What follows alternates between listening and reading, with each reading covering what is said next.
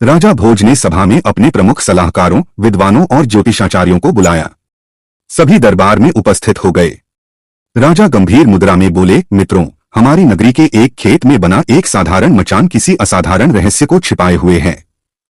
वहां एक चरवाहा मचान पर चढ़ते ही मेरी निंदा करता है और स्वयं को राजा घोषित करने लगता है, जबकि नीचे उतरते ही उसका व्यवहार पूरी तरह सामान्य हो जाता है।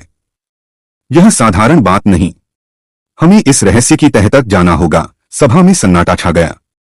तभी एक ज्योतिषी ने आगे बढ़कर कहा, महाराज, यह कोई साधारण स्थान नहीं प्रतीत होता। संभवतः वहां किसी पुरानी आत्मा या शक्ति का वास है जो मनुष्य के चित्त पर प्रभाव डाल रही है। उचित होगा कि हम उस स्थान की खुदाई करवाएं। राजा भोज ने तुरंत आदेश दिया। कल सुबह सूरज निकलते ही उस मचान को हटाकर वहां खुदाई शुरू की जाए। मैं स्वयं उपस्थित रहूंगा। अगली सुबह राजा भोज, उनके सैनिक, मंत्री, पुरोहित और कारीगरों का एक दल खेत में पहुंचा। चरवाहे को दूर रखा गया और सावधानी पूर्वक मचान को हटाया गया। जैसे जैसे खुदाई शुरू हुई, लोगों की उत्सुकता बढ़ती गई। कुछ गहराई पर खुदाई करते करते मजदूरों के औजार एक ठोस पत्थर से टकराए। जोर लगाकर मिट्टी हटाई गई और कुछ ही देर में एक विशाल पत्थर का सिंहासन, राजसिंहासन, प्रकट हुआ। सिंहासन साधारण नहीं था, वह कीमती पत्थरों, चमत्कारी नक्काशी और अद्भुत शिल्पकला से सजा हुआ था। उसके चारों ओर अनेक जीवंत मूर्तियां थीं, 32 सुंदर, नारी रूपी मूर्तियां, जो देखने में बिल्कुल जीवित लगती थीं। राजा भोज उस सिंहासन को देखकर अचंभित रह गए। यह तो कोई दिव्य वस्तु प्रतीत होती है।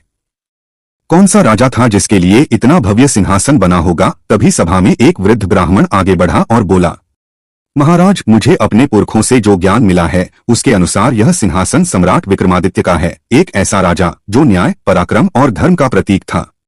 कहते हैं कि इस सिंहासन में 32 देवियों का वास है जो विक्रमादित्य की महानता की साक्षी रही हैं। सभी दरबारी चकित हो गए।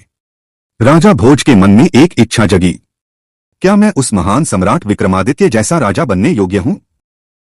उन्होंने सिंहासन की ओर बढ़ना चाहा, पर जैसे ही उन्होंने उस पर पहला कदम रखा, वहां की एक मूर्ति जीवंत हो उठी और बोली, ठहरो राजा भोज, क्या तुम स्वयं को विक्रमादित्य के समान महान समझते हो?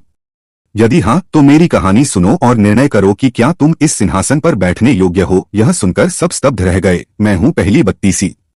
सुनो सम्राट विक्रमादित्य की एक ऐसी कथा जो तुम्हारे अंतर्मन को झकझोर देगी। यहाँ से शुरू होती है सिंहासन 32 की असली कथा। 32 पुतलियों की जुबानी सम्राट विक्रमादित्य की 32 गाथाएं।